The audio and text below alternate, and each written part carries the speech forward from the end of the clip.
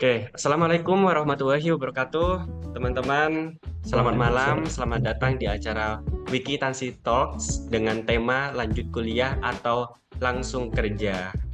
Ya, perkenalkan nama saya Sugiarto Mulyawan. Saya di sini akan memoderatori kegiatan talks ini. Tapi ini karena dengan teman-teman kita sendiri ya, jadi kita buat santai aja. Sharing session kali ini lebih ke sharing-sharing, tanya jawab gitu, tidak perlu dibuat pusing atau tegang. Mengenai tema lanjut kuliah atau langsung kerja, itu mengingatkan saya ke situasi saya di 2020, teman-teman. Sekarang udah 2024. Itu artinya 2024 ke 2020, artinya 4 tahun yang lalu. Saya masih ingat setelah lulus S1 dari Universitas Trunojoyo Madura, saya sangat bimbang apakah mau lanjut kuliah ataukah mau lanjut kerja. Kalau lanjut kuliah, lanjut kuliah kemana gitu kan ya. Banyak banget pilihannya, lanjut kuliah ke dalam negeri, lanjut kuliah di dalam negeri, lanjut kuliah di UI, UGM, UB, UNER, dan sebagainya. Kalaupun kerja, mau kerja apa gitu kan. Mau kerja jadi auditor, mau kerja jadi KAP, atau staf akuntansi, staf pajak, banyak banget opsinya. Dan saya ingat tahun lalu saya ada di posisi itu dan kebingungan. Akhirnya saya pun memilih untuk melanjutkan kuliah di Universitas Gadjah Mada S2 Magister Sains Akuntansi gitu. Dan apa yang membuat saya akhirnya memutuskan untuk mengambil Magister Sains Akuntansi itu karena saya mendapatkan banyak sekali masukan-masukan dari kakak tingkat saya dan juga teman-teman saya tentang arah kuliah di Magister Sains Akuntansi itu seperti apa gitu. Kuliah itu seperti apa sih? Kenapa kita kuliah? Apa sih tujuannya gitu? Dan yang membuat saya waktu itu memutuskan untuk mengambil Magister Sains Akuntansi, mantap untuk mengambil Magister Sains Akuntansi karena saya mendapatkan banyak sekali informasi dari kakak-kakak tingkat. Nah, di webinar kali ini kita akan sharing-sharing dengan kakak-kakak di sini tentang bagaimana kuliah di Magister Sains Akuntansi dan kenapa kita melanjutkan kuliah di Magister Sains Akuntansi. Nah,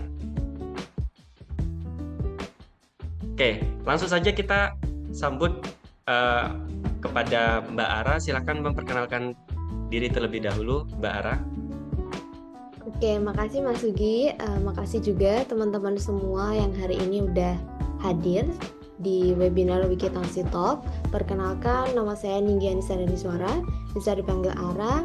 Saya alumni Magister Sains Akuntansi UGM yang kemarin lulus pada bulan Februari tahun 2024 dan saat ini saya aktif menjadi asisten penelitian dan juga asisten dosen. Oke, Mbak Ninggi Anissa Daniswara. Ini sebenarnya teman kelas saya sendiri sih. Jadi saya sudah begitu mengenal Mbak Ninggi Anissa Daniswara dan memang Ninggi Anissa Daniswara ini sangat aktif sekali melakukan riset. Bahkan kita juga memiliki riset kolaboratif bersama melakukan riset. Dan di sini ada juga rekan kita yaitu Mas Rizky Oktaviano. Ya, ini rekan Mas Ugi. ya. Mas Rizky? Halo, ya. Ya, halo. Ya, oke. Ini Mas Rizky ini teman kantor, jadi setiap hari kita ketemu dan juga teman kuliah. Tapi Mas Rizky masih semester 2 ya, Mas Rizky? Masih semester 2 ya? Semester 2 Oke. menuju 3. Oke, silakan perkenalkan diri Mas Rizky. Ya, perkenalkan nama saya Rizky Oktavianto, biasa dipanggil Rizky ya. Saya saat ini statusnya sebagai mahasiswa aktif semester 2 menuju 3 di program studi Magister Sains Akuntansi FEB UGM, satu alma mater dengan Mas Sugiarto dan juga Mbak Ninggi ya. Oke, ya, Mas Rizky sebutannya. Bahkan di depan saya ini, di kantor ini banyak sekali tumpukan-tumpukan buku akuntansi untuk pemula judulnya. Dan itu, teman-teman, itu adalah salah satu buku karya Mas Rizky ini gitu. Jadi memang Lebih setiap tepatnya hari, karya kolaboratif Mas, iya, karya kolaborasi karena antara Mas Rizky bersama dan para dosen. para dosen gitu. Jadi intinya setiap hari ini saya, Mas Rizky, dan Mbak Ninggi Anissa dari Suara ini berjuang bersama-sama untuk mencari ilmu, kemudian menggapai karir dengan tujuan kita masing-masing. Dan di sini kita akan sharing kepada teman-teman. Karena di sini kita apa namanya partisipannya baru 3 nih yang join, nggak apa-apa ya kita perkenalkan aja biar lebih dekat nih dengan partisipan dan host dan narasumber. Jadi Mbak Andi Rizka boleh diperkenalkan diri terlebih dahulu Mbak Andi. Oh boleh Kak, bisa ini Kak, apakah ada formatnya untuk perkenalan misalkan dari alumni mana atau apa, atau Iya hanya nama? boleh. Iya boleh minimal tentang nama, kemudian domisili di mana dan sekarang lagi kuliah atau lagi kerja atau bagaimana? Ya. Oke baik, baik terima kasih atas kesempatannya. Perkenalkan nama saya Andi Rizka Wulandari, biasa dipanggil Rizka atau Aries. Saat ini saya merupakan alumni dari S1 Akuntansi Universitas Hasanuddin Makassar, dan saat ini saya berdomisili di Sulawesi Selatan, Kabupaten Bone, dan untuk saat ini saya sedang mendaftar untuk S2 Maxi UGM. Iya. Oke. Terima Sampai kasih. jumpa di S2 Maxi UGM, nanti kita bakalan ketemu nih di sini sama Mas Rizky juga. Karena kita masih setiap hari masih bertemu ya. Oke. Berikutnya dia ada Mbak Widya. Silakan Mbak Widya boleh memperkenalkan diri terlebih dahulu, Mbak.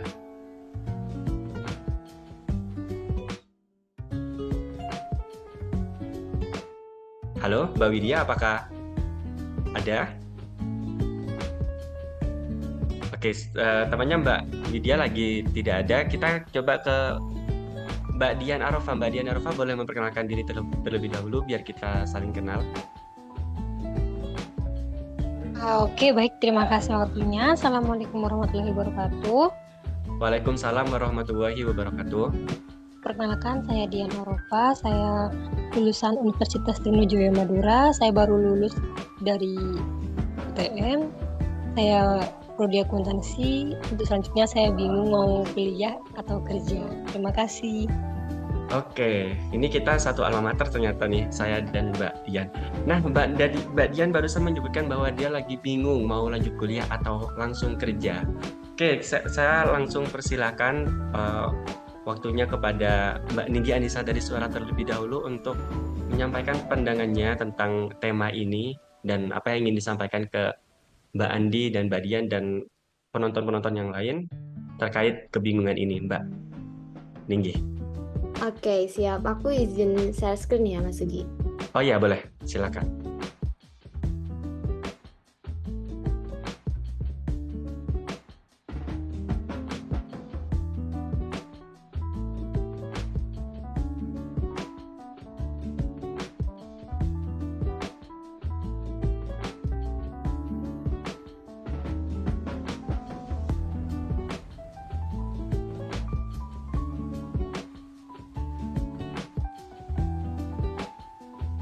Oke, sebelumnya terima kasih Mas Sugi atas kesempatannya.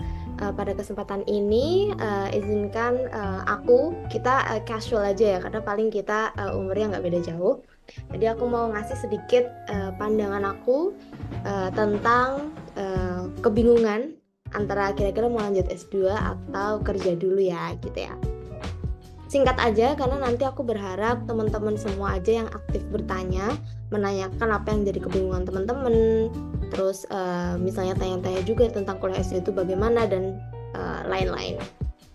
Oke, sebelumnya perkenalkan dulu, namaku Ninggi Anissa Dani Suara. Jadi untuk riwayat pendidikan sendiri, aku merupakan alumni UPN Veteran Yogyakarta untuk S1 di bidang akuntansi yang lulus pada tahun 2021. Nah, setelah lulus dari UPN, kemudian maaf ini ada typo dikit. Jadi pada tahun 2022 itu aku memutuskan buat langsung daftar S2 di Universitas Gadjah Mada pada bidang Magister Sains Akuntansi. Nah, di sini kelihatan ya bahwa aku ini baru lulus, terus aku langsung memutuskan untuk lanjut S2 di UGM. Nah, sebenarnya ceritanya tuh singkatnya, aku juga pernah ada di posisi kayak teman-teman semua. aku bingung ketika aku tuh bahkan belum lulus ya. Sebelum aku lulus semester sekitar 7-8 itu aku udah mulai mikir-mikir kayak kira-kira habis ini aku bakal kerja apa ya. Terus aku bahkan awalnya nggak kepikiran untuk S2. Sampai suatu saat aku sempet magang di salah satu bank. Di situ aku magang selama aku lupa mungkin sekitar sebulan gitu.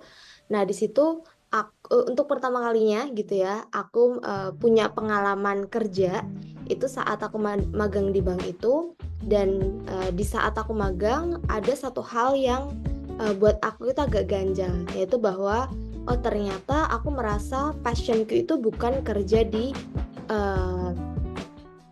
bagian atau hal yang demikian gitu. Jadi aku itu ternyata nggak cocok untuk kerja di korporasi atau kerja di lingkungan yang cycle-nya itu cepat gitu loh. Apalagi waktu itu di bank, aku ngelihat orang-orang itu semua satset gitu lah ya istilahnya. Terus mereka itu juga cenderung workaholic. Nah di situ aku mulai bingung lagi. Aku kira-kira bakal kerja apa ya? Karena kayaknya kerja kantoran yang setiap hari itu tuh aku merasa mungkin aku bisa mendapatkan uang yang aku mau, tapi aku merasa bahwa tujuan hidupku itu nggak sekedar tentang uang aja. Ada rasa ketidakpuasan dari diri aku ketika suatu saat nanti aku kerja kantoran gitu.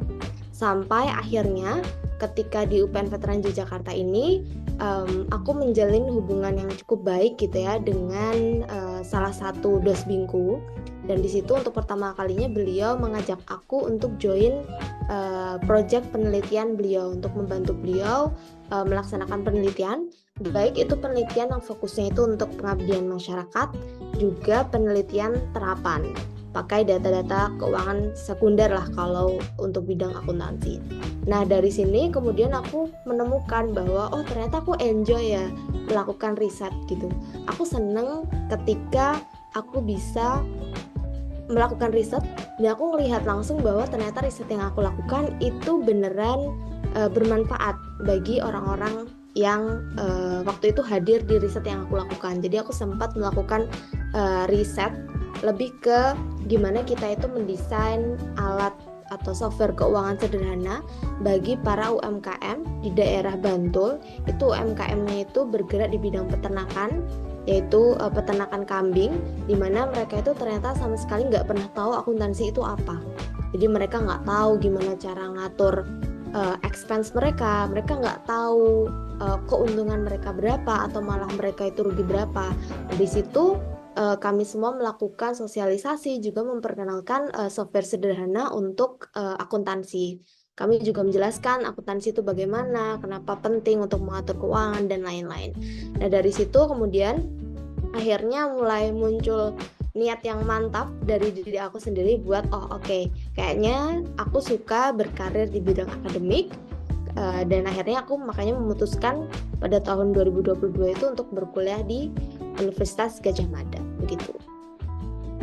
Nah terus teman-teman di sini kan mungkin masih bingung ya, kira-kira kalau aku lanjut S2 nanti aku bakal kerja apa? Apakah aku harus, kalau S2 kan akademik banget tuh, apakah terus aku harus jadi dosen ya?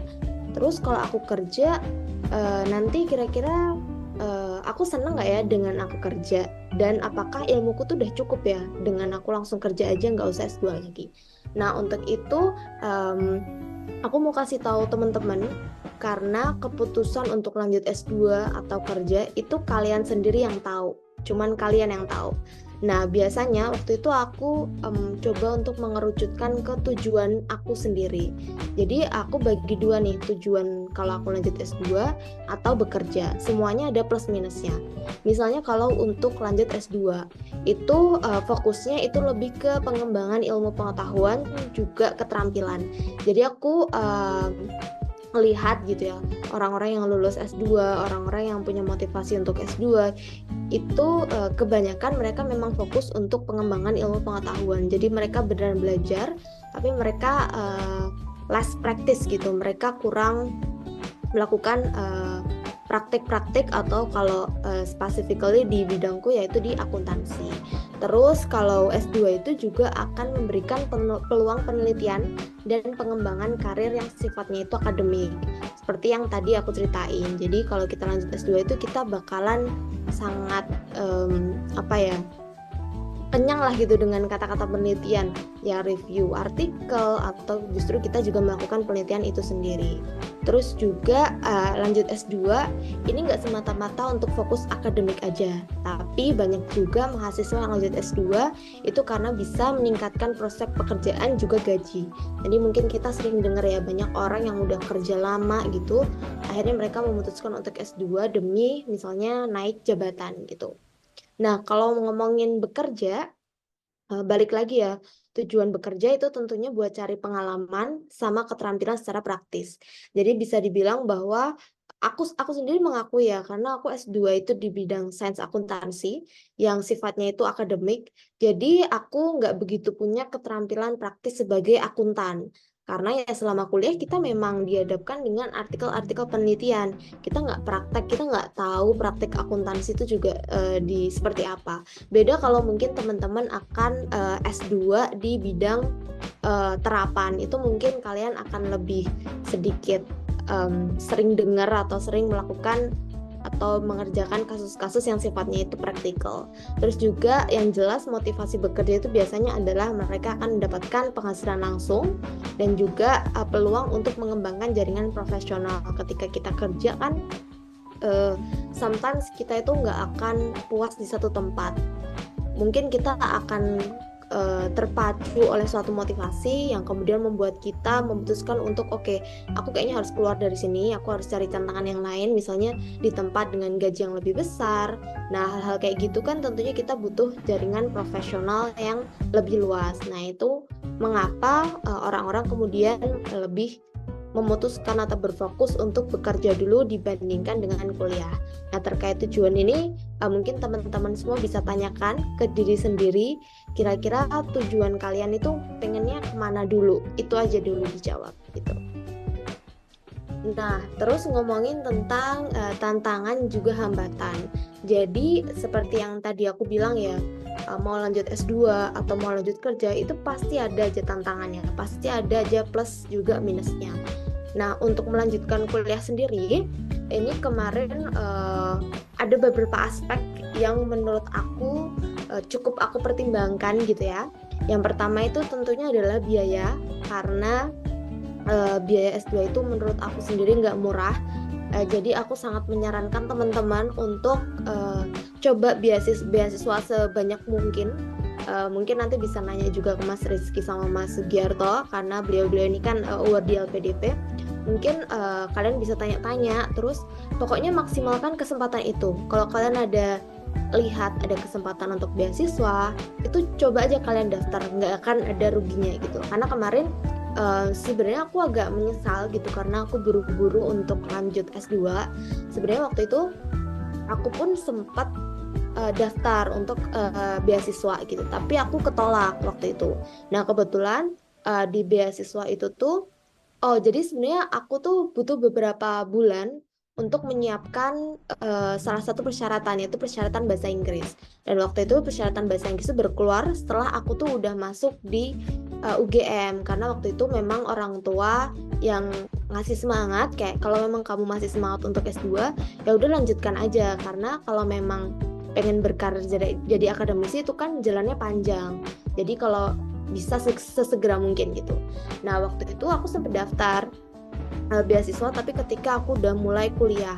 Nah, cuman sayangnya waktu itu aku gagal, terus aku nggak nyoba lagi di tahun berikutnya, karena di aturan beasiswa itu dijelaskan bahwa orang yang sudah ongoing itu nggak boleh untuk daftar beasiswa di jenjang yang sama. Meskipun sekarang peraturannya udah dirubah lagi, sekarang kalau di LPDP itu boleh, tapi nanti syaratnya harus keluar gitu. Akhirnya aku ya udahlah, oke, mungkin sekarang aku nggak gagal di beasiswa, mungkin aku nanti bisa usahain di jenjang pendidikan yang lain gitu. Nah, selain beasiswa itu juga ada tantangan berupa waktu, karena kalau boleh jujur salah satu hal yang paling berat ketika aku S2 itu adalah menyesuaikan standar gitu. Jadi aku kan berasal dari aku lulusan sarjana di kampus yang istilahnya kelasnya di bawah UGM. Terus sekarang aku harus kuliah di UGM, itu penyesuaiannya banyak banget. Mulai dari artikel-artikel penelitian yang jelas bentuknya tuh beda, bahasanya juga beda, terus kualitas bacaan juga beda, fasilitas juga beda. Jadi otomatis tugas-tugas yang dikasih pun juga mereka itu mengharapkan hasil tugas yang memang berkualitas, yang mana dalam ngerjain tugas-tugas itu tentunya butuh waktu yang cukup banyak gitu. Bahkan ini balik lagi ya, ini berdasarkan pengalaman aku, mungkin teman-teman lain punya pengalaman yang berbeda, tapi aku merasa bahwa butuh waktu cukup banyak untuk aku itu baca artikel-artikel, mengerjakan tugas-tugas yang deadline-nya itu bisa di hari yang sama. Nah, hal kayak gitu itu cukup menjadi tantangan yang berat buat aku. Terus yang terakhir, yang jelas adalah komitmen. Jadi, salah satu pesanku itu adalah ketika teman-teman mau melanjutkan S2, aku sangat menyarankan bahwa teman-teman memang benar-benar punya komitmen yang kuat, punya alasan yang kuat kenapa teman-teman harus lanjut S2. Kenapa? Karena aku bisa bilang bahwa sekolah S2 ini cukup melelahkan, both mentally juga physically, dua-duanya. Jadi ketika kalian misalnya lagi capek-capeknya, terus kalian tuh at least punya komitmen, kalian ingat apa tujuan kalian, paling enggak tuh rasa capek itu tuh bisa hilang. Jadi aku nggak bisa bayangin sih kalau misalnya udah capek, terus kalian sendiri tuh sebenarnya nggak tahu alasannya buat S2 itu apa, itu pasti akan semakin lebih melelahkan lagi gitu. Nah, kalau untuk tantangan langsung bekerja, ini sih sebenarnya berdasarkan pengalaman aku sendiri ya.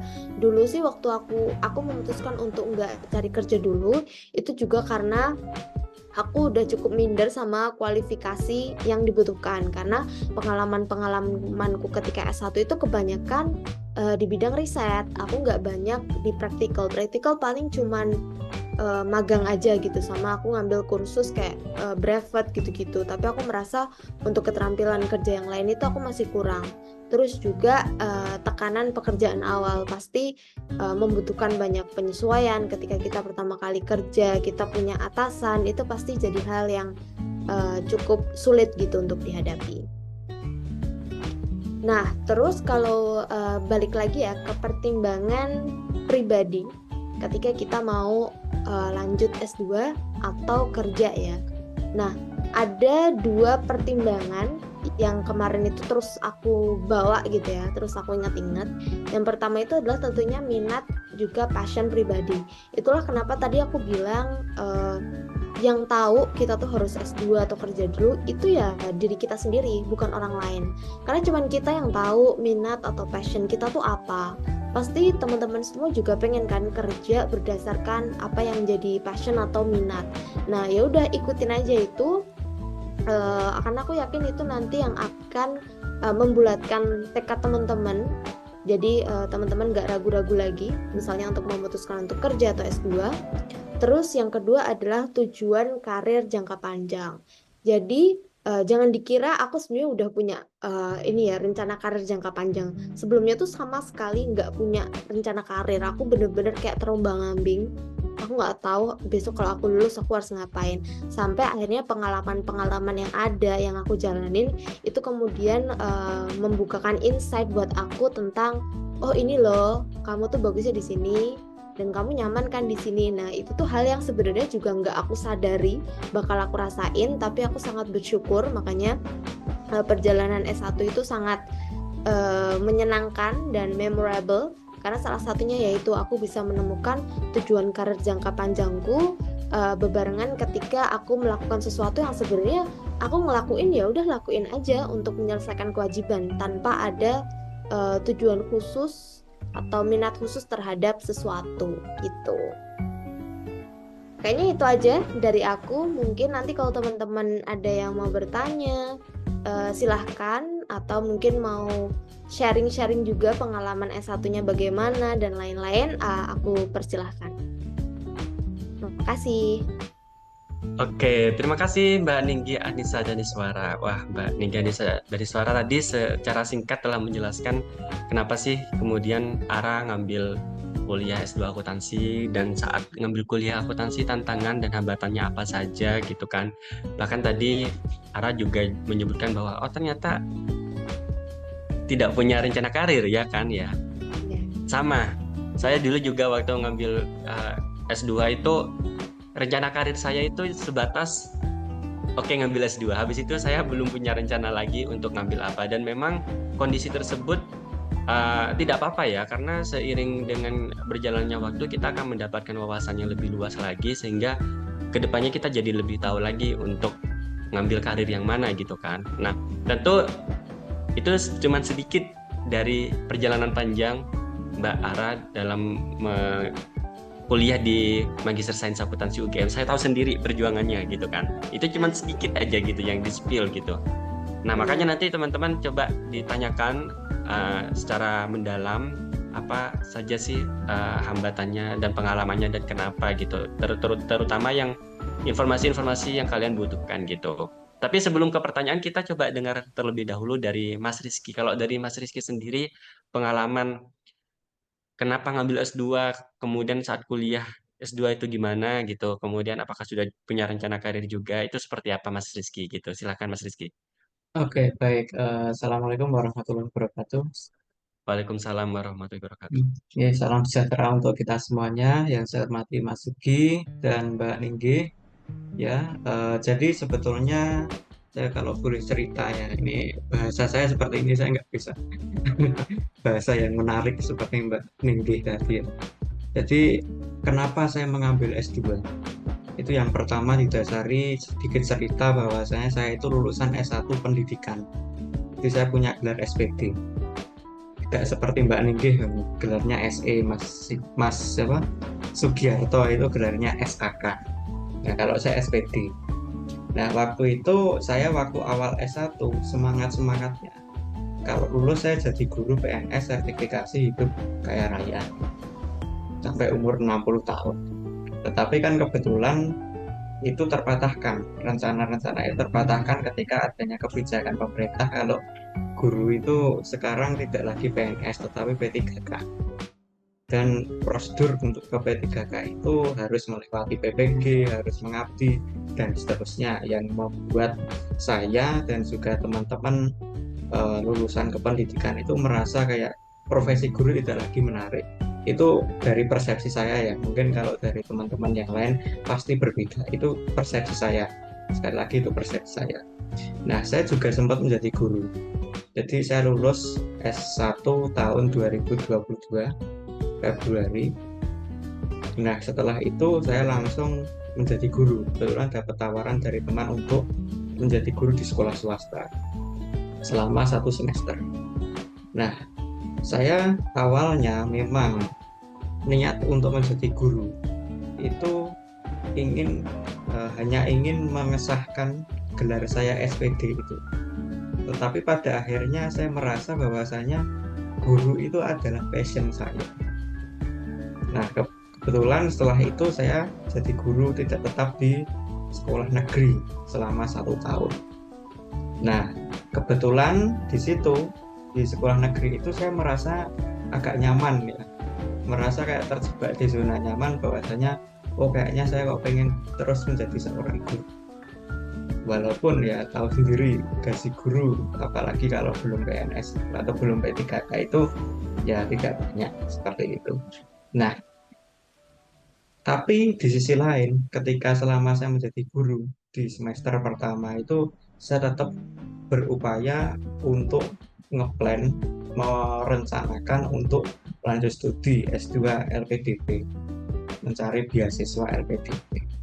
Kenapa begitu? Karena saya juga berorientasi ke depannya, karena menjadi guru yang tidak tetap itu akan di posisi yang ibaratnya membahayakan. Apabila nanti misalnya ada PNS masuk atau PNS mutasi, otomatis kita terlempar keluar, harus off dari sekolah tersebut. Maka alhamdulillah saya tetap punya semangat untuk melanjutkan studi S2. Dan dalam proses mencari beasiswa itu ada pasang surut masuki Mbak Ningki, di mana saya itu kadang merasa nggak yakin. Saya sudah lulus seleksi administrasi, untuk ke arah seleksi substansi itu saya kadang merasa sedih, dalam artian takut kalau besok nggak lolos seperti apa, takut kayak nggak pede besok kalau wawancara seperti apa. Pernah terpikir apakah saya harus menyerah. Nah, tetapi saya mendapat support dari murid saya. Nah, saya waktu itu mengajar kelas 12. Ada murid saya itu yang mendaftar beasiswa Indonesia Maju. Beliau cerita sama saya, Bapak itu masih muda, Mbok ayo lanjut S2 Pak. Kalau bisa jangan menjadi guru, tapi kalau bisa jadi dosen. Lanjut S2, cari beasiswa. Saya juga istilahnya dia semangat untuk mencari beasiswa. Dia awardee BIM, Beasiswa Indonesia Maju. Sekarang beliau di UI dan masih sering kontak-kontakan dengan saya. Nah, melihat dari situ bahwa saya kadang merasa malu ketika murid saya itu semangat untuk lanjut studi, kenapa saya yang usianya ya masih muda, terbilang muda, saya gurunya, kenapa tidak memberi contoh yang lebih baik dalam hal kelanjutan studi. Kemudian saya juga terinspirasi dengan lingkungan di sekitar saya. Kebetulan di lingkungan sekitar saya, di desa saya ada salah seorang dosen di salah satu kampus top di Indonesia yang beliau baru menyelesaikan kuliah S3-nya di Jepang. Nah, ada tokoh masyarakat yang kalau ketemu dengan saya pasti memberikan support. Ayo mas, segera lanjut studi kayak Pak itu yang masih muda tapi sudah lanjut S3, sudah lulus S3, dapat PhD di Jepang, seperti itu. Nah, itu yang memotivasi saya untuk lanjut studi. Nah, selanjutnya sama dengan Mas Sugi dan Mbak Ninggih, itu di Magister Sains Akuntansi. Nah, kebetulan ya memang mungkin karena takdirnya Allah itu saya supaya tetap diarah di pendidikan. Saya mengambil konsentrasi sistem informasi, tetapi qadarullah saya ketemu dosen pembimbing tesis, yang mana beliau sangat antusias dengan dunia pendidikan. Sampai saya diajari sama beliau, diajak kolaborasi untuk menulis buku. Sebagai komitmen untuk kita menghidupkan kembali dan menyemarakkan dunia pendidikan akuntansi, khususnya di SMK dan juga SMK. Nah, itu menjadi kesyukuran saya kepada Tuhan, bahwasanya sebetulnya apa yang menjadi kehidupan kita di masa sekarang dan di masa yang akan datang itu sebetulnya sudah di-planning dengan baik oleh Tuhan, dan terkadang kita tidak menyadari itu ya. Jadi ya, kunci untuk menjawab kebingungan itu kalau menurut saya pribadi ya, yakin bahwasanya Tuhan itu akan memberikan desain hidup yang baik kepada hambanya. Yang penting kita itu berprasangka baik kepada Tuhan. Seperti itu Mas Ugi.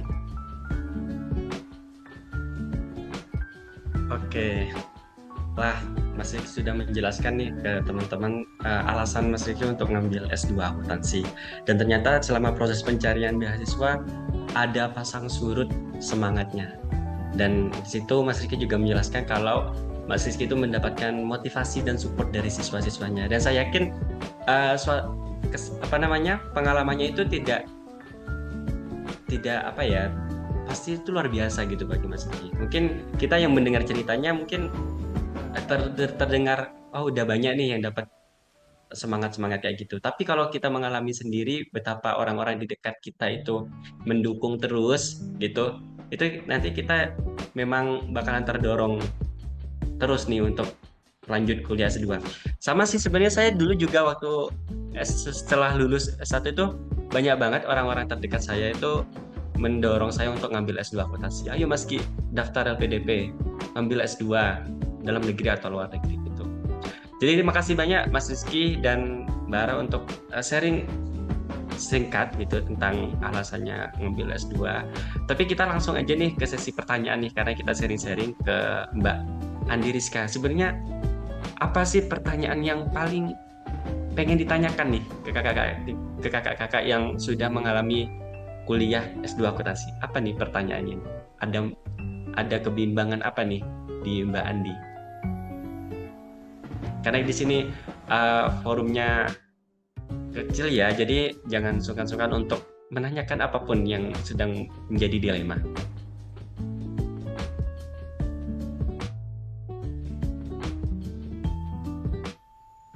Mbak Andi? Kak, ya Kak. Oh iya, Masih silakan. mungkin pertanyaannya lebih kepada dari segi biaya ya Kak. Misalkan untuk biaya hidup itu bisa konsumsi pasti biaya hidupnya akan bertambah. Kalau kerja mungkin kita akan mendapatkan income, tapi kan belum tentu kita mendapatkan pekerjaan. Misalkan masih mencari pekerjaan itu sama-sama berat dari segi biayanya. Kalau dari Kak Rizky dan juga kakak yang satunya mungkin ada pertimbangan tersendiri sehingga kakak lebih memilih untuk melanjutkan S2 dibandingkan dengan mencari pekerjaan dari segi biaya seperti itu, karena kan kalau fresh graduate dan sebagainya itu yang paling dipikirkan adalah dari segi gimana nih biaya hidup ke depannya dan sebagainya. Terima kasih Kak. Ya, maaf Mbak, suaranya tadi sangat pelan ya. Ya, kalau saya sendiri tangkap sih tadi. Jadi pertanyaan Mbak Andi tadi, ngambil S2 itu kan perlu pertimbangan biaya nih gitu. Apakah dari Mas Rizky sama Mbak Ara ini punya pertimbangan tersendiri untuk ngambil S2 dengan tantangan biaya seperti itu gitu? Ya, monggo. Siapa mau jawab duluan? Monggo Mbak Ninggi. Oke, ini dari perspektifku ya Mbak Andi ya. Jadi aku nggak akan memungkiri bahwa aku punya privilege untuk bisa melanjutkan S2 dibiayai oleh orang tuaku. Aku nggak akan memungkiri itu. Jadi aku juga sangat bersyukur untuk itu karena waktu aku mau S2 pun sebenarnya kan aku memang niatnya itu mau pakai beasiswa juga.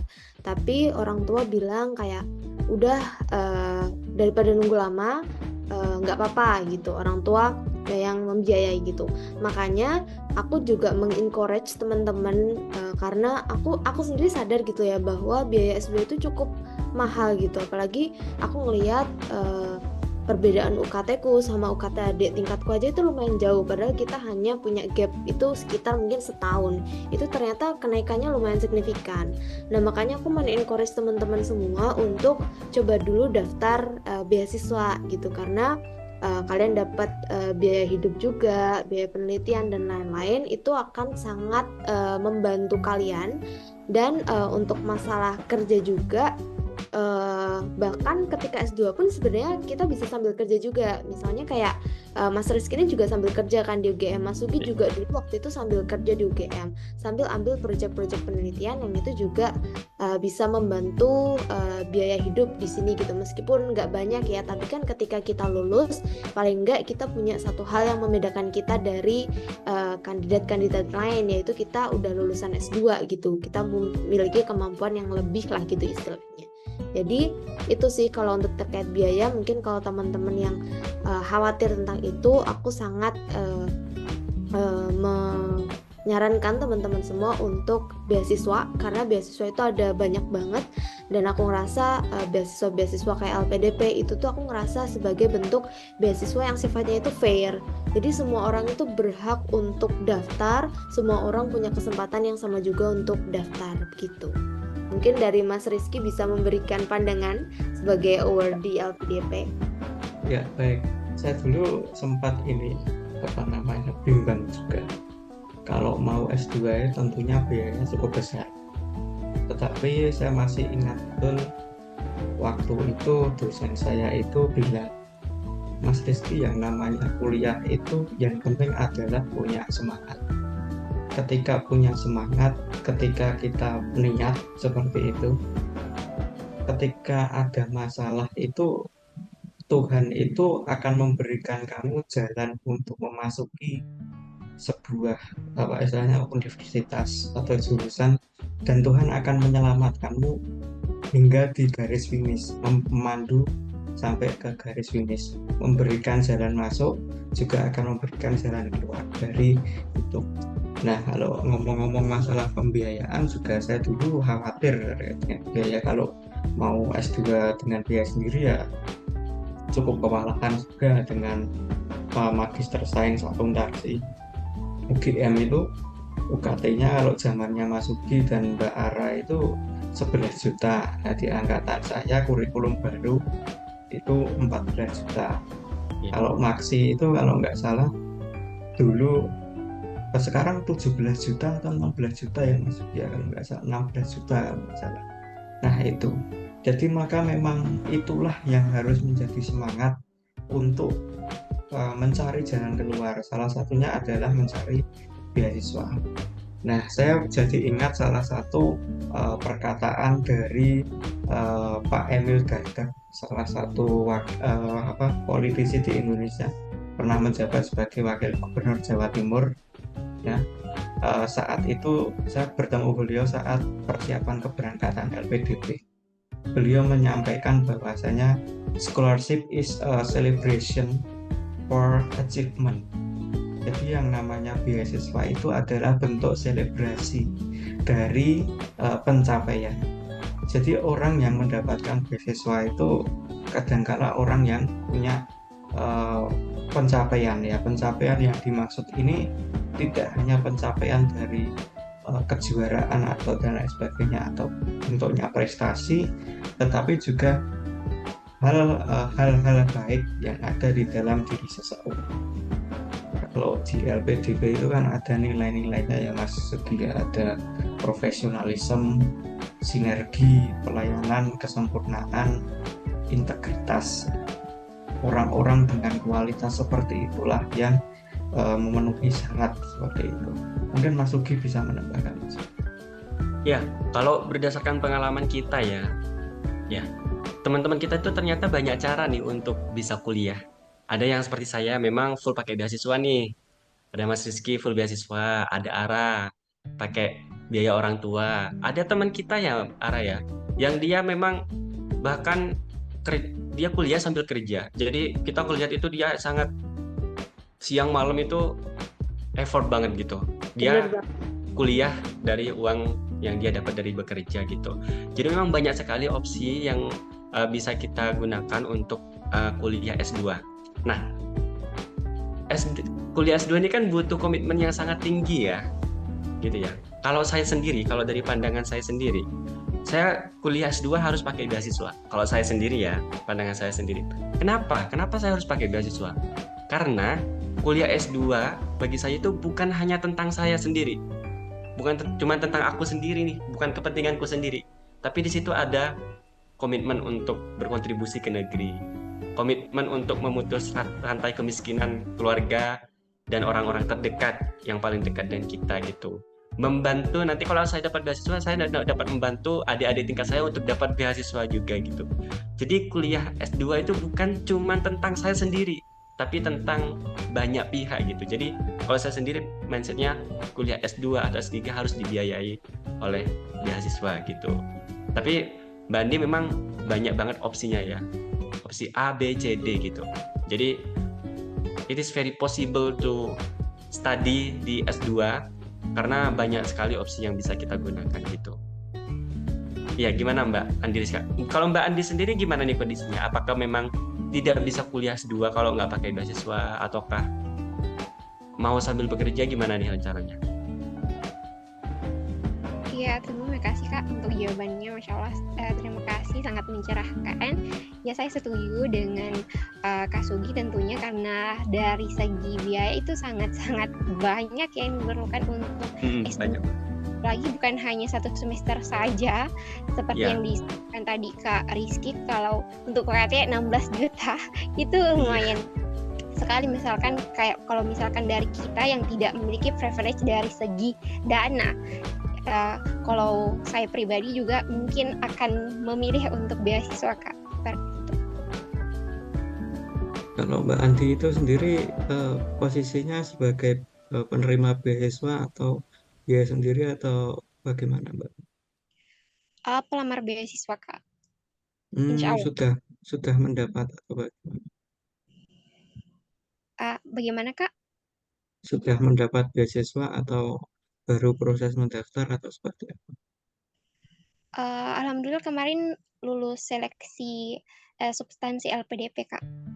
Masya Allah, Alhamdulillah ya. Alhamdulillah. Berarti ini udah lulus LPDP ya berarti ya? Iya, kalau LPDP masih sebentar Wih, pendaftaran, Kak. alhamdulillah. Oke. Berarti ini kita udah tahu nih kondisi penanya kita. Dia udah dapat LPDP dan tinggal mencari LOA untuk S2-nya ya, untuk kampusnya ya. Sekali, Kak. Ya oke. Gimana nih?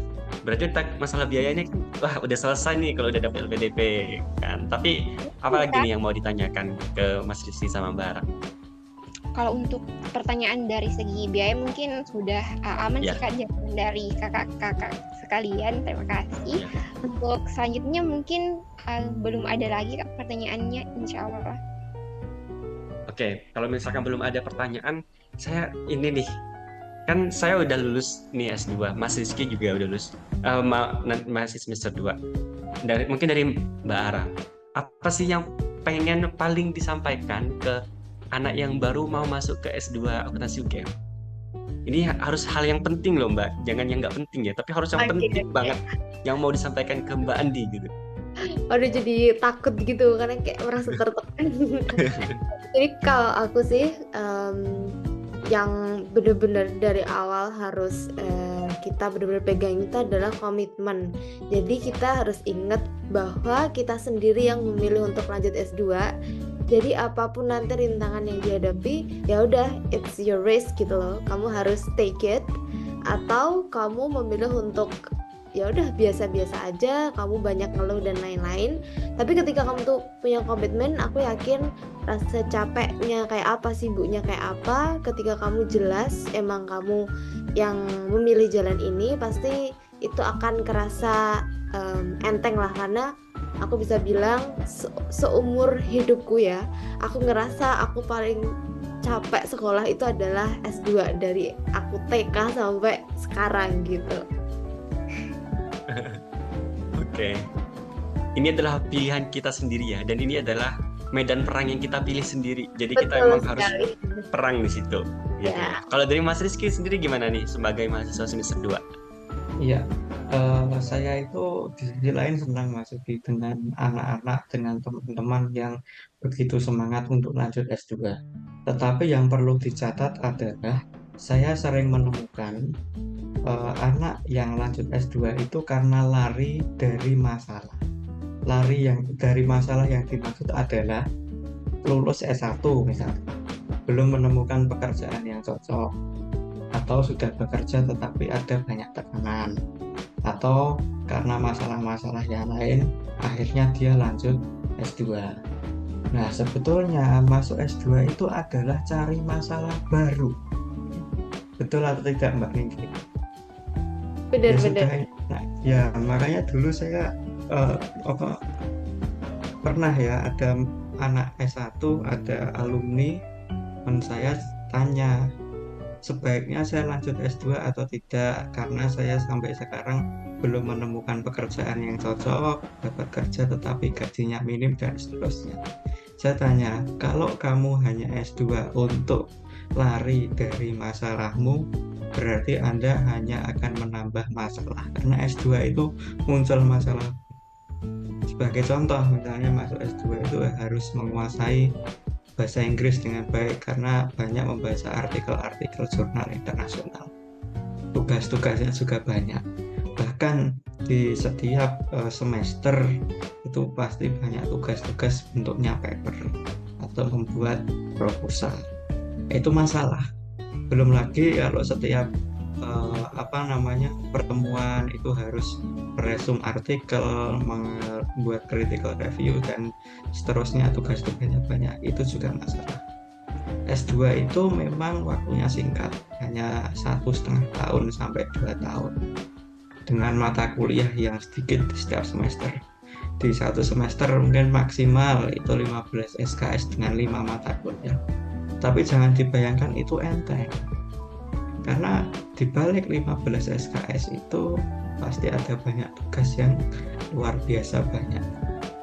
Dan kalau Anda masuk S2 hanya untuk melarikan diri dari masalah hidup, itu berarti Anda hanya akan menambah masalah. Kemudian dari sisi ini ya, kadangkala itu teman-teman misalnya lanjut S2 itu hanya mengikuti tren yang ada di media sosial. Misalnya di TikTok banyak tren apa namanya itu Princess Yohana. Itu teman-teman pada akhirnya baru ingin lanjut S2 dan seterusnya. Tetapi yang namanya S2 itu harus diniatkan dari hati.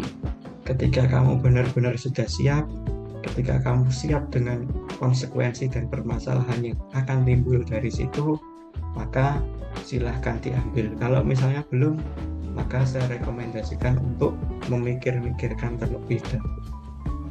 Jadi seperti itu. Ya, komitmennya seperti apa? Jangan hanya S2 untuk cari pelarian. Ya, betul. Jangan mencari S2 demi pelarian. Karena masuk S2 adalah mencari masalah baru. Bukan berarti masuk S2 kita menjadi mahasiswa baru yang masih polos, kayak masih cuman kuliah, ngafe, nggak kayak gitu. Tapi beneran kita terforsir banget gitu. Tapi kalau dari saya sendiri nih, Mbak Andi, apa sih yang paling pengen aku sampaikan ke anak yang baru masuk S2, apalagi dengan beasiswa LPDP ya, adalah Mbak Andi, nanti kalau kamu udah mulai kuliah, ya misalkan di Magister Sains Akuntansi UGM atau Maksi UGM, itu kamu akan dihadapkan dengan berbagai peluang yang menghampiri kamu gitu. Jadi kamu harus siap dengan strategi kamu, bagaimana cara memanfaatkan semua peluang-peluang itu. Peluang-peluang seperti apa sih yang saya maksud? Misalkan kamu baru masuk, tiba-tiba ada beberapa dosen yang langsung menawari kamu untuk riset bareng gitu. Ada dosen yang punya proyek ini, kamu diajak kerjasama juga gitu. Kamu ketemu dengan teman-teman kelas kamu yang mungkin sudah punya perusahaan, yang sudah bekerja gitu. Kamu diajak kerja bareng dia gitu. Kamu tinggal di Jogja, nanti kamu bisa ikut kegiatan-kegiatan apa di Jogja, itu dapat peluang-peluang baru gitu. Jadi menurut saya kuliah S2 itu juga akan membuka peluang baru yang sangat lebar di dunia akademis maupun di dunia non akademis buat kamu gitu. Apalagi kamu penerima beasiswa LPDP gitu Mbak Andi. Gitu ya. Itu. Tapi nanti pasti ini banyak banget yang perlu kita korek-korek lagi tentang saran-saran untuk mahasiswa yang baru masuk gitu ya. Tapi coba kita ke sisi senengnya dulu deh. Kan tadi kayaknya kita sharingnya itu masalah dan tantangan gitu kan. Tapi senengnya apa sih? Apa sih yang paling disenangi kalau Mas Rizky sendiri waktu kuliah S2? Ya. Momen apa nih yang paling dibuat senang gitu? Ya, karena kebetulan saya itu S2 ini sebetulnya menyalurkan minat dan bakat saya, Mas. Kenapa Mas? Ya, S2 ini sebetulnya menyalurkan minat dan bakat saya. Oh iya. Karena sebetulnya saya senang nulis, senang mencari tahu, membaca artikel-artikel dan mengenerate kesimpulan, kemudian sampai ke ide riset dan seterusnya. Saya senang itu. Jadi saya itu merasa kayak S2 ini bukanlah sebuah hal yang patut kita pikir sebagai beban. Jadi kita itu harus enjoy, kita harus melihat dari helikopter view. Jadi ketika kita dihadapkan pada banyaknya tugas dan lain sebagainya, kita jangan hanya melihat itu sebagai hambatan atau tantangan kita. Kita harus sikapi itu bahwa di samping hal itu membuat kita lelah dan seterusnya, ada hikmah di samping itu. Kalau bagi saya memang ya kayak gitu, karena sudah hobi, saya senang membaca, maka ya merasa S2 itu memfasilitasi saya seperti itu Mas Gianto. Oke. Kalau jadi Mbak Ara gimana nih? Sebenarnya tuh bener ya, nggak selamanya sekolah S2 tuh capek, membosankan, banyak kerjaan, tugas gitu, enggak. Karena aku nemu banyak banget hal yang mungkin ini terdengar klise, tapi buat aku ini bener-bener hal yang kayak wow gitu loh, menyenangkan banget buat aku. Salah satunya itu adalah fasilitas yang aku dapat. Karena jujur ya, ketika aku S1, aku tuh punya bacaan yang sangat terbatas. Mau download artikel itu susahnya minta ampun. Bacaan-bacaanku tuh sekedar artikel-artikel terbitan yang publish di Sinta. Aku sama sekali nggak pernah baca artikel-artikel top tier Q1, Q2, Q2 atau Q4 gitu ya. Jadi aku tuh ngerasa amazed gitu loh. Oh, ternyata ini ya privilege bentuk pendidikan tuh ternyata menyenangkan banget ya kita bisa punya ini. Terus selain itu juga hal yang paling memorable itu adalah bisa sharing sama orang yang sampai kadang tuh aku kalau ada dosen ngajar itu aku bisa yang orang kok bisa ya sepintar ini gitu loh.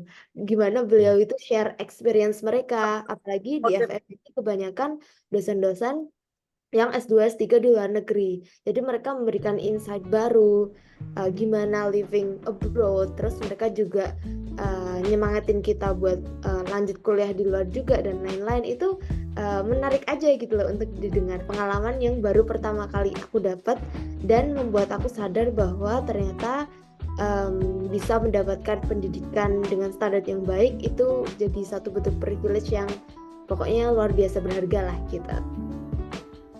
Ya, ketika kita melihat orang-orang yang mengerjakan sesuatu yang memang dicintainya itu rasanya adem banget gitu, kayak wow, Benar. kayak excited banget gitu. Melihat Mas Rizky memang menyukai riset, menyukai pengajaran. Ketika melihat Mas Rizky itu sangat excited tiap hari berjuang untuk mengerjakan paper gitu, ikut kegiatan ini itu rasanya ada sense tersendiri gitu ketimbang melihat orang-orang yang mencari materi di luar sana gitu, mencari materi saja gitu, melihat arah yang excited untuk kuliah gitu kan, kemudian apalagi masih mau lanjut lagi nih S3 gitu kan, itu luar biasa gitu melihat orang-orang seperti itu. Dan itu ternyata memang salah satu hal yang pengen saya dapatkan ketika waktu saya mau masuk S2.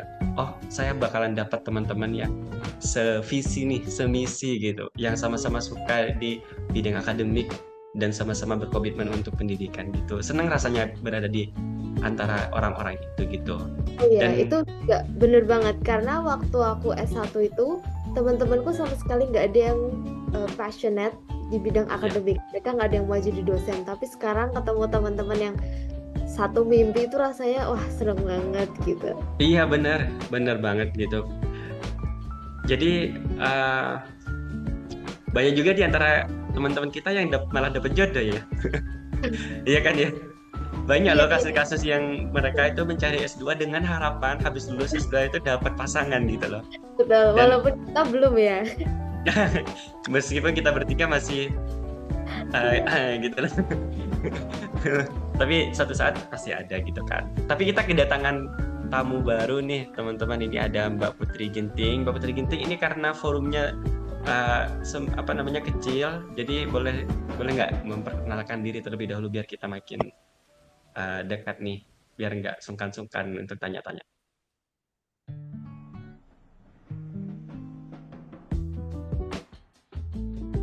Oke, Mbak Putri Ginting, apakah ada?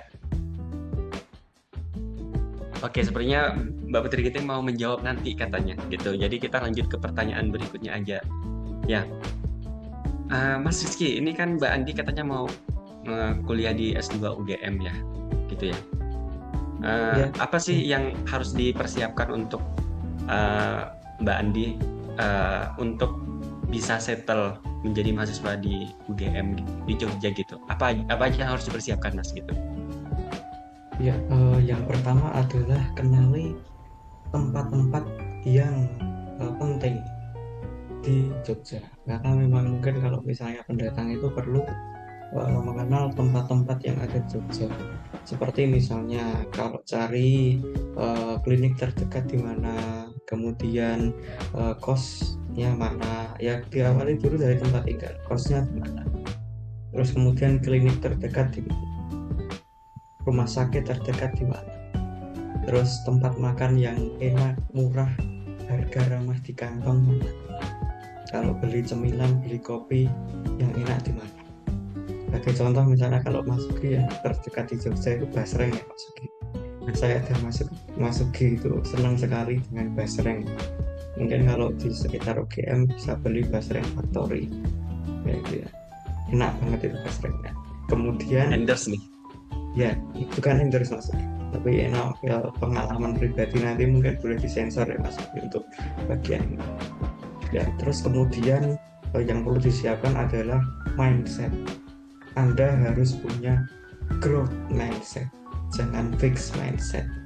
Growth mindset adalah mau belajar, mau menerima hal baru, mau istilahnya mau nge-push diri, mau menekan diri sendiri. Jadi S2 ini tentu akan banyak pembelajaran yang harus didapatkan, tetapi dengan cara kita menekan diri sendiri. Jangan hanya bertahan di zona nyaman saja. Ketika ada banyak tugas, hadapi. Ketika ada peluang, ambil. Ya, seperti itu. Karena saya pernah mendengar suatu quotes mengatakan kesempatan jenjang S2 ini hanya datang satu kali dan tidak bisa diulang. Bahkan S2 itu hanya seperti mimpi, karena hanya 1,5 tahun sampai 2 tahun. Itu sangat cepat sekali. Misalnya kemarin saya kayak Agustus kemarin baru masuk, besok sudah harus mengerjakan tesis, itu sangat cepat. Maka itu manfaatkan dengan baik semua yang bisa dimanfaatkan.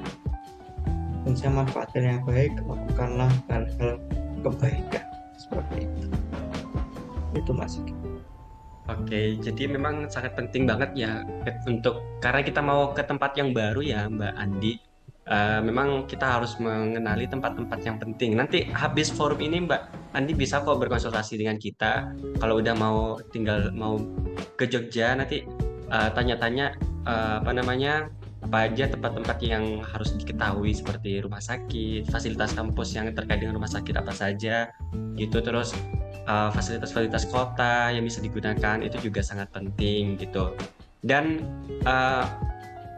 kalau dari Mbak Ara nih sebagai warga lokal, ya warga lokal orang asli Jogja gitu kan, apa nih yang paling mungkin bisa diceritakan sedikit tentang situasi di Jogja Mbak? Maksudnya dia bisa ngekos di daerah mana saja gitu? Singkat aja nih. Oke, Ya sebenarnya daerah UGM.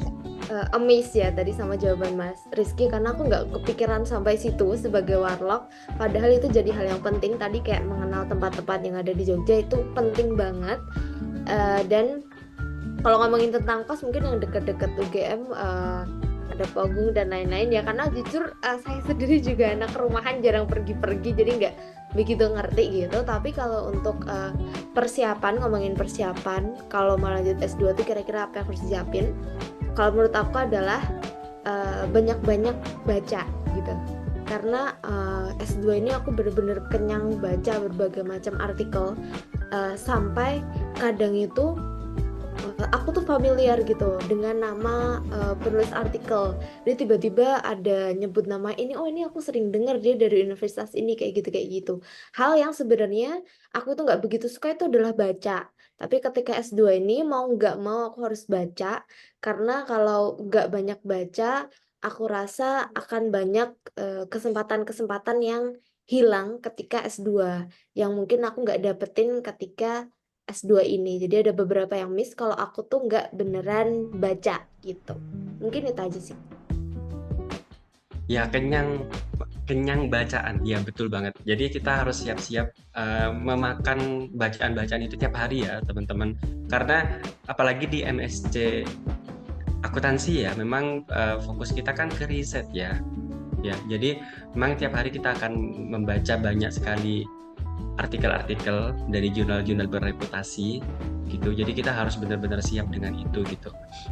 Kalau terkait tempat ini spesifik ya, karena audiens kita ini kan mau kuliah di UGM, jadi nanti kita kenali tempat-tempat seperti di Pogung, kemudian Jakal KM5, Jakal KM6, kemudian di Klebengan, Gejayan, daerah Melati, Sendowo, Gejayan gitu. Jadi itu adalah tempat-tempat terdekat yang bisa menjadi opsi buat kamu untuk cari kos di daerah situ gitu.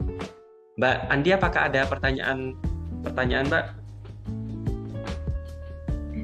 Sudah nggak ada Kak, soalnya tadi sudah sangat terjawab dengan tambahan-tambahan pertanyaan dari Kak Sugi kepada kakak yang lain. Masya Allah, saya terasa kayak merasa mendapatkan privilege dari teman-teman alias kakak-kakak yang ada. Masya Allah, terima kasih banyak. Ya, BTW kalau boleh tahu Mbak Andi sendiri kenapa nih mau mengambil Maksi dibandingkan MSc? Iya Kak, mungkin karena saya ingin ambil syariah, akuntansi syariah, kan kayak MIC kan tidak ada ya Kak. Jadi lebih ke itu aja sih Kak. Kenapa Ya, nggak sih dan ambil Maksi aja? Oke, sangat spesifik dan terarah ya sama tujuannya gitu, Nanti alhamdulillah. bisa sharing dengan teman kita ya, Mas Hasan Fauzi namanya. Iya, Beliau betul. dari dari teknik informatika ya. Kalau nggak salah Iya. mengambil magister akuntansi. Ya, setiap hari saya bertemu dengan beliau, malah banyak ilmu-ilmu agama yang bisa saya serap. Iya, betul Mbak Andi. Jadi memang ada teman kita yang dari Maksi yang juga memang konsentrasinya itu akuntansi syariah, padahal S1-nya dia teknik gitu, tidak ada kaitannya sama sekali dengan akuntansi syariah. Nanti kalau misalkan mau tanya-tanya dan sharing-sharing dengan teman-teman kita yang akuntansi syariah juga ya, bisa request ya kita gitu, kita bisa memfasilitasi itu gitu. Oke. Baik Kak, terima kasih banyak. Ya, sama-sama. Oke, gimana nih, kita mau lanjut diskusi, sharing-sharing? Masih bersemangat? Ara sama Boleh, Rizky? Mas. Oke.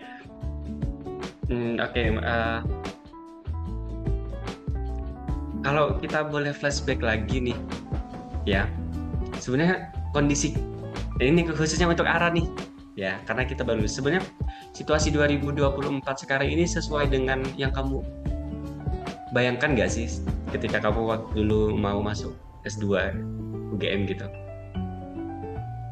Oke, sebenarnya kalau apa yang aku bayangin itu cukup berbeda ya sama yang sekarang ini kejadian gitu. Karena salah satunya adalah aku tuh berharap dulu di tahun 2024 gitu ya aku bisa lulus benar-benar tepat waktu gitu. Tapi ternyata aku lulusnya kayak terlambat beberapa hari gitu. Jadi nggak 2 tahun pas, walaupun endingnya aku bayar UKT tambahan, tapi endingnya UKT itu tetap dibalikin. Itu salah satunya. Terus aku juga berpikir bahwa setelah lulus itu aku bakalan langsung mengabdi jadi dosen gitu. Ternyata belum juga, tapi ya nggak apa-apa juga. Aku at least aku ada yang aku kerjakan, dan memang aku juga dalam proses mengejar mimpiku itu gitu. Ini itu sih yang berbeda. Iya betul, saya juga barusan Ara tuh meng-highlight yang penting ada yang kita kerjakan dan itu produktif gitu. Memang situasi tidak, yang namanya perencanaan itu kan tidak mesti harus bulan ini kita jadi ini, bulan ini kita jadi ini gitu kan. Semua rencana-rencana kita yang kita buat dari dulu sejak SMA itu kan nggak sesuai ya kan sebenarnya. Tapi itu bukan berarti hal yang buruk, karena kita bisa melakukan penyesuaian tujuan-tujuan lagi gitu dan rencana-rencana lagi. Sama dengan Ara sih, waktu aku kuliah S2 akuntansi UGM itu, aku udah membayangkan aku habis lulus itu bisa langsung menjadi dosen gitu, karena waktu itu memang tujuan awalku adalah menjadi dosen. Tapi kenyataannya ada banyak opsi nih, itu nih habis lulus ternyata kita banyak opsi, ya nggak Mas Rizky, Mbak Ara? Iya, betul Itulah sekali, Mas. privilege kita. Coba kita bayangkan di luar sana itu bahkan ada orang yang tidak punya opsi untuk memilih mau jadi apa, ya kan? Tapi kita ada di posisi yang, kita mau jadi apa ya? Kita mau kerja di perusahaan A, kerja di perusahaan B, atau bekerja menjadi dosen, atau mengerjakan apa? Dan menurut aku opsi-opsi itu harus kita syukuri gitu, karena tidak semua orang mempunyai opsi itu. Bahkan untuk bermimpi aja orang-orang itu nggak bisa gitu kan, banyak yang nggak bisa gitu, dan kita masih punya mimpi itu. Jadi kita harus beneran bersyukur gitu atas hal itu gitu kan. Ya betul. satu tugas kita adalah bermimpi dan merawat mimpi itu ya Mas. Ya, bermimpi dan merawat mimpi Ya. itu. Yang penting kita nggak yang leha-leha, nggak Ya. mengerjain apa-apa. Selagi kita ada hal-hal yang kita kerjakan secara produktif itu kita Ya. harus tetap lanjut gitu sih. Entah nanti jadi atau tidak, berhasil atau gagal, setidaknya kita sudah berusaha dan Tuhan tidak akan membawa kita sejauh ini hanya untuk gagal. Bener. Oh iya, tambahan lagi, sebenarnya perbedaannya nggak melulu hal yang konotasinya negatif, karena ada hal yang berbeda yang positif. Yang aku rasain itu adalah aku nggak pernah ngebayangin bahwa aku bakal bisa satu grup riset sama salah satu dosen di UGM gitu, karena aku merasa bahwa dosen UGM ini kan pinter-pinter, standarnya tinggi. Jadi aku berpikir bahwa orang-orang yang bisa menjadi asistennya dia ya orang-orang yang S1-nya di UGM, latar belakangnya luar biasa kayak gitu. Ternyata aku bisa dapat kesempatan ini, itu juga hal yang nggak pernah ada di planku sebenarnya sebelumnya gitu. Ya gitu. Benar emang. Kuliah S2 itu bisa membuka berbagai macam opportunity yang memang harus kita siap untuk mengambilnya atau menolaknya gitu. Karena juga kita harus bisa menolak juga gitu. Ya. Dan ya kita santai aja sih, maksudnya meskipun kita kuliah S2, kita ngejalaninnya itu dengan santai, karena semua orang struggle gak sih? Bukan berarti mereka yang kerja itu lebih enak, bukan berarti yang kuliah juga lebih enak gitu kan. Kita sama-sama struggle gak sih? Setiap orang struggle gak sih? Ada gak sih orang di dunia ini yang gak struggle? Gitu. Benar. Yang jadi pilihan kita tuh pasti ada tantangannya sendiri-sendiri gitu. Ya, ada tantangannya tersendiri. Nah, satu isu yang menurut aku penting untuk kita angkat adalah tentang mental health gitu. Gimana nih Ara sama Rizky, mental health aman kan setelah menjalani kuliah S2 di UGM? Alhamdulillah aman. Salah satunya adalah karena punya teman yang suportif. Itu Ya, adalah contohnya siapa? jujur sebenarnya waktu aku bisa bilang bahwa ketika belum ada pengelompokan fokus riset itu ya, itu kan kita Ya. masih kelas itu membaur. Aku sama Ya. sekali nggak ada jiwa untuk belajar lebih banyak, kayak ya udahlah ada ujian dikerjain aja, nilainya jelek juga nggak apa-apa gitu. Tapi ketika aku masuk grup konsentrasi gitu ya, terus aku ada sama Mas Sugi, aku bersyukur banget. Kenapa? Karena Mas Sugi ini jadi salah satu orang yang motivate aku, walaupun dia mungkin nggak sadar dan motivate aku, tapi aku ngerasa ngelihat dia itu rajin, dia bener-bener passionate di akuntansi, itu aku ngerasa kayak oh aku mau dong temenan sama kamu, kayaknya kalau temenan sama kamu aku bisa terpacu semangatnya, hal kayak gitu. Mungkin Mas Sugi nggak tahu, tapi itu yang aku rasain. Jadi aku cukup bersyukur gitu karena punya teman-teman yang suportif dan punya kemauan besar untuk maju gitu. Itu benar-benar berkat yang besar banget.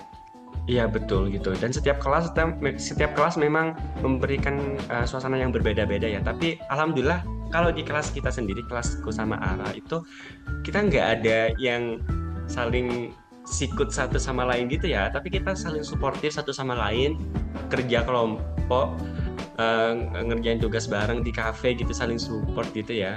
Dan itu memang salah satu hal yang aku syukuri ketemu teman-teman kelas seperti itu gitu ya.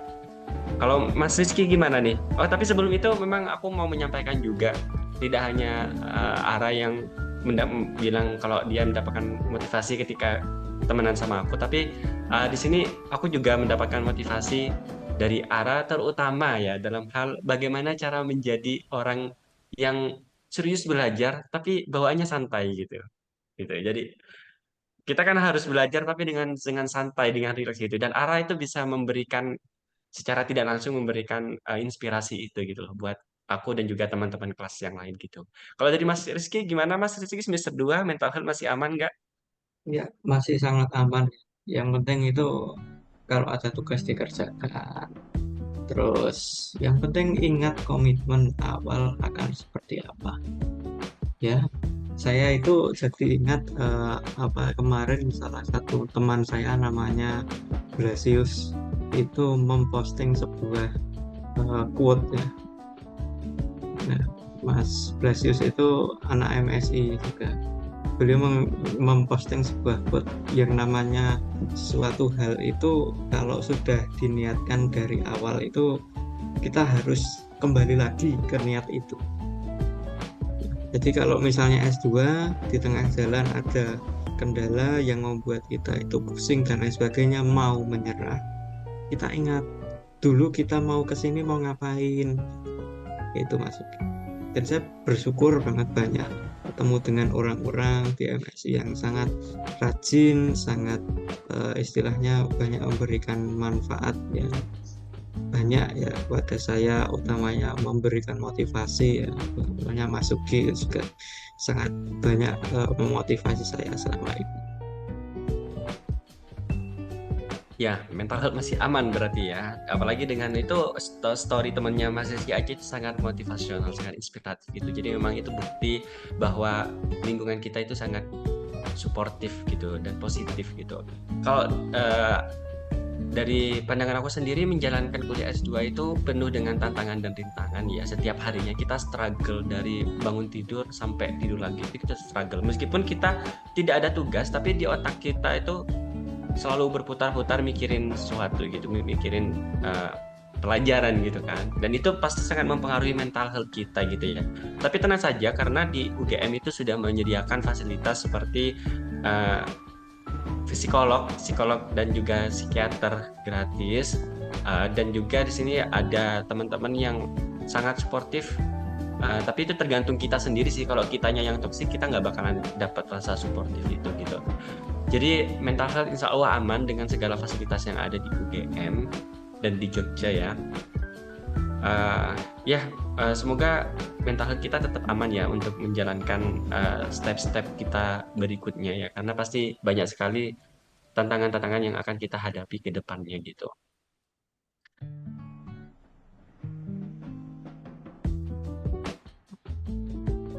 Oke, saya rasa diskusi kita untuk malam ini cukup sampai di sini aja. Dan ini bukan berarti adalah sesi terakhir karena ini adalah permulaan saja untuk mendiskusikan tentang perkuliahan S2 akuntansi UGM. Karena tidak ada pertanyaan lagi ya Mbak Andi? Tidak ada pertanyaan lagi atau masih ada Mbak?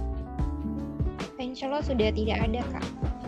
Ya, Mbak Andi, terima kasih udah join di acara sharing session kita ya.